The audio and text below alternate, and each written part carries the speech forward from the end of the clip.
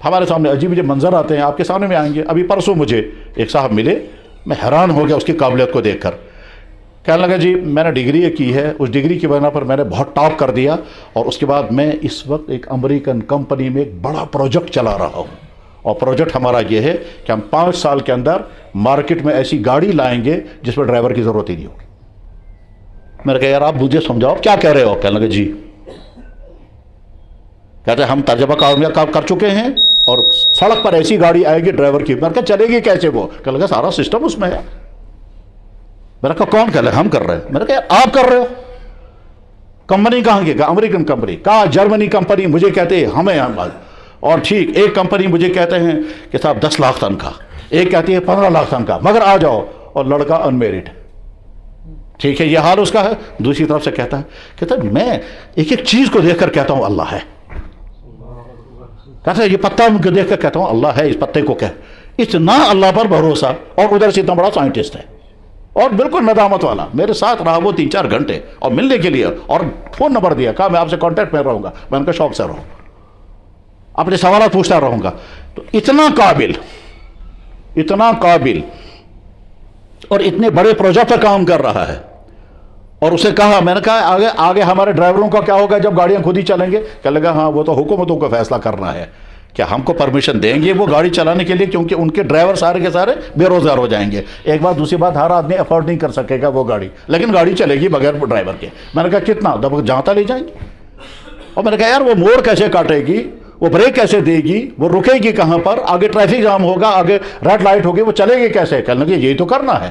اس پہ تو کمپیوٹر ہوں گے 250 کمپیوٹر یا 300 کمپیوٹر ہوں گے، جو ہر ایک جو ہی آگے ریڈ لائٹ آئے گی کمپیوٹر کر گا تو گاڑی رک جائے گی، جو ہی وہاں گرین لائٹ آئے گی کمپیوٹر دبے گا گاڑی چلے گی۔ اسپیڈ کو کنٹرول کون کرے گا؟ کہنے لگا ہم کر رہے ہیں۔ اور ساتھ میں عجیب بات ہے، اسی کے ساتھ کشمیری لڑکا بھی کام کر رہا ہے، اور دونوں اللہ کو ماننے والے، نمازوں کے پابند، قرآن کی تلاوت کرتے ہیں، اور اپنے ماں باپ کتنے اچھے، اور انمیرڈ، غیر شادی شدہ۔ ایسے بھی اللہ کے بندے ہیں دنیا میں۔ تو کوئی ذرا سا پڑھ گیا تو کہیں پہنچ گیا، اور دوسرے نے ذرا سا پڑھ گیا تو کہیں پہنچ گیا۔ کتنی خوشی کی بات ہے کہ ایک بچہ جس نے 1 سال کے اندر قرآن کریم حفظ کیا، اور وہ بھی بچہ بھی نابالغ ہے، تو یہ سارا کریڈٹ ان کے والدین کو، ظاہر والدین کا شوق ہوگا۔ بس اتنا ہی نہیں، ایک طرف سے اللہ کا فضل، والدین کا شوق، بچی کی محنت، اور استاد کا سپورٹ، یہ ساری چیزیں جمع ہو گئی تو ہمارے سامنے وہ منظر آ رہا ہے جس کے بارے میں ہم سوچتے اچھا ممکن یہ ایسا ہو سکتا ہے؟ جواب ہاں، ہماری تاریخ بری ہوئی ہے اس طرح کے کارناموں سے۔ امام بخاری رحمہ اللہ تعالیٰ نے قرآن حفظ کیا تھا 7 سال کی عمر تھی۔ حضرت شاہ ہمدان رحمہ اللہ تعالیٰ کے متعلق میں نے اچھی طرح سے تاریخ میں پڑھا، 7 سال کی عمر میں شاہ ہمدان حافظ بنے تھے۔ یہاں کشمیر میں گزرے ہیں بزرگ حضرت شیخ یعقوب الصرفی رحمہ اللہ تعالیٰ، ان کے متعلق کتاب میں لکھا ہے 7 سال کی عمر میں حفظ کیا تھا۔ یہیں سے نگر سے ایک صاحب دہلی پڑھنے کے لیے گئے، یہیں سے دہلی پڑھنے کے لیے گئے، حیدر اس کا نام تھا۔ جب دہلی پہنچے ہیں وہ، دلچسپ بات ہے، بہت ہی دلچسپ، ماشاءاللہ، بڑی واقعتاً دلچسپ بات ہے۔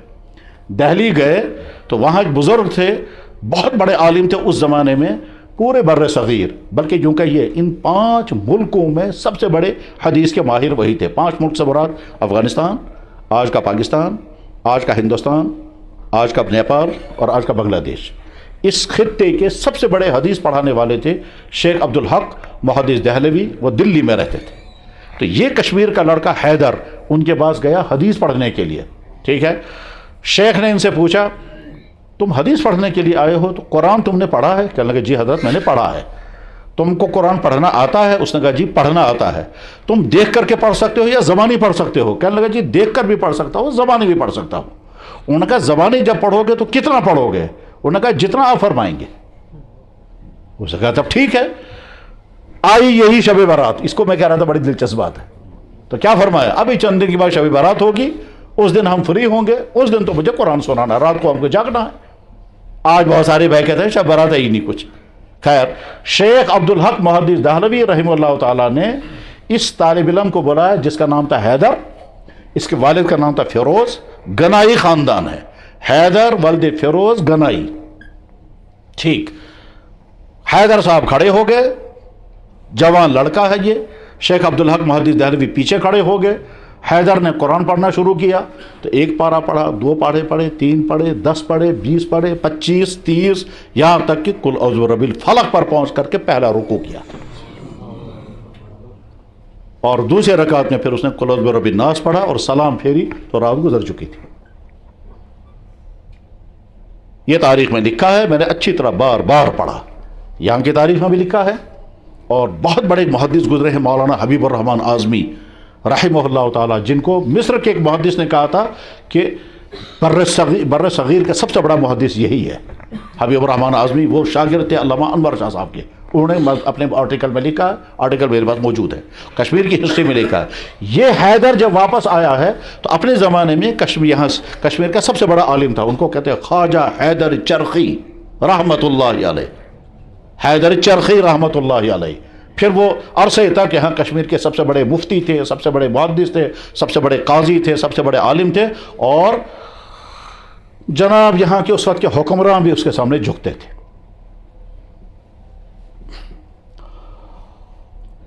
یہ دور تھا چک خاندان کا دور۔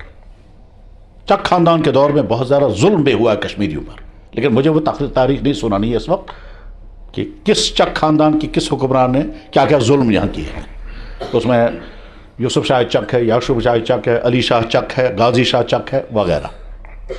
تو میرے بھائی، ہماری تاریخ تو یہ ہے، بہت مبارک ہے ان والدین کو جن والدین کے شوق کا نتیجہ یہ نکلا کہ اللہ نے ان کے بچے کو قرآن کے حفظ کی دولت عطا فرمائی، اور یہ حفظ کی دولت بھی کس طرح سے کہ اگر یہ مدرسے میں ہوتا تو مدرسے میں تو ہوتا ہی ہے حفظ، یہ خالص مکتب میں ہوتا تو مکتب میں تو حفظ ہوتا ہے، لیکن یہ مکتب یا مدرسے کا بچہ نہیں ہے، یہ بچہ سکول کالج کا ہے۔ تو سکول کا بچہ ہے، ظاہر ہے وہ سکول کی تعلیم بھی پڑھ رہا ہوگا، اور صبح و شام اس نے یہ جو کچھ محنت کی ہوگی وہ صبح شام کی ہوگی۔ تو بہت مبارک ہے اس والدین کو بھی، اور بہت ہی زیادہ مبارک ہے ان استاد کو بھی، اور بہت ہی زیادہ مبارک اس بچے کے لیے بھی جس کا ختم قرآن اس کا ہوگا۔ ختم قرآن کا مطلب یہ ہے کہ آج آخری سبق اس کا ہوگا، اور آج کے بعد یہ اعلان ہوگا کہ یہ حافظ ہے۔ میرے بھائی، یہ تو پہلی بات تھی اس ٹاپک کی، اب اگلی بات سنیں۔ دنیا میں صرف قرآن ایک ایسی کتاب ہے جو اتھینٹک ہے، لیکن اتھینٹک کسے کہتے ہیں؟ تو جواب اتھینٹک کہنے کے لیے کچھ شرطیں ہوں گی، تب ہم دیکھتے ہیں۔ دنیا کی کتاب، مذہبی کتابیں جو ہیں یا تو زمین میں لکھی گئی یا آسمان سے اتری ہے، دو ہی ہے۔ جن قوموں کا دعویٰ یہ ہے کہ ہمارا مذہب آسمان سے نہیں آیا، جیسے ہندو، جیسے بدھسٹ، جیسے مانیزم، جیسے کنفیوززم، جیسے زرتشتزم، جیسے مذہب تاؤزم، خیر ان کا دعویٰ یہ نہیں ہے کہ ہمارا مذہب آسمان سے آیا، وہ کہتے ہیں ہمارے ایک آدمی نے اٹھ کر کے مذہب بنایا۔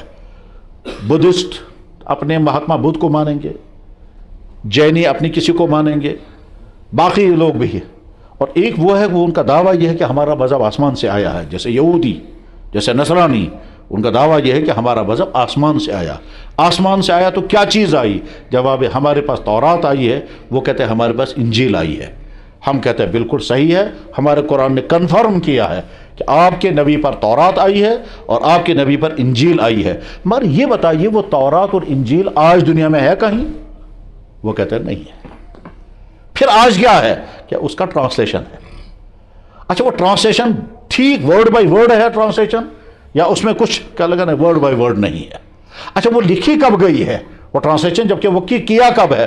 یہ اور اس جیسے سوالات جب کھڑے ہو جاتے ہیں تو انہوں نے کہا بھائی ٹھیک ہے، پھر ایک کام کرتے ہیں، ہم اپنی کتاب کا نام تورات رکھیں گے ہی نہیں، ہماری کتاب کا نام اب تورات نہیں، ہماری کتاب کا نام اب بائبل ہے۔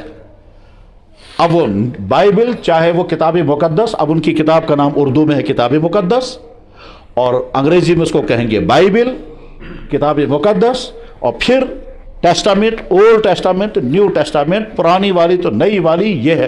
تو گویا ان کے ہاں کتاب کا نام بھی چینج ہو گیا، اور وہ کتاب کی ورڈنگ بھی باقی نہیں ہے، اور وہ اللہ کا کلام نہیں ہے، وہ اس کا ٹرانسلیشن، اور ٹرانسلیشن بھی اتھینٹک نہیں ہے، اور اس ٹرانسلیشن میں بھی نہ جانے کتنا ایڈ ہوا اور کتنا کٹ گیا۔ کسی جملے کے بارے میں ہم نہیں کہہ سکتے یہ ایڈ کیا ہوا ہے یا اللہ کی طرف سے اترا ہوا ہے، کہہ ہی نہیں سکتے، نہ وہ کہہ سکتے ہیں۔ اور اس کے مقابلے میں قرآن بالکل یہی لکھا ہوا ہے لوح محفوظ پر، یہی اتارا حضرت جبرائیل نے، ٹھیک اسی طرح سے یاد کیا جناب رسول اکرم صلی اللہ علیہ وسلم نے، رسول اللہ صلی اللہ علیہ وسلم نے یہی صحابہ کرام کو یاد کرایا، صحابہ کرام نے حفظ بھی کیا اور نوٹ بھی کیا، تو لکھا بھی گیا اور زبانی بھی یاد ہو گیا، زبانی یاد ہونے کے بعد اگلوں کو سنایا، اگلوں کو سنایا، اور ہوتے ہوتے قرآن ہم تک پہنچا۔ آج جس طرح سے ہم قرآن پڑھتے ہیں اللہ کے نبی اسی طرح پڑھتے تھے، ورڈز بھی وہی ہیں، ساؤنڈ بھی وہی ہے، زیر زبر بھی وہی ہیں، لیکن بہرحال ان کا پڑھنا کجا اور ہمارا پڑھنا کجا۔ ایک عام کشمیری کو ہم کہیں گے اگر شیخ العالم کا کلام شیخ العالم خود سنائیں تو کیسا لگے گا، اس کے مقابلے میں شیخ العالم کا کلام آج کا کوئی انسان سنائے تو کلام تو وہی ہے، لیکن ان کا پڑھنا کجا اور اس کا پڑھنا کجا۔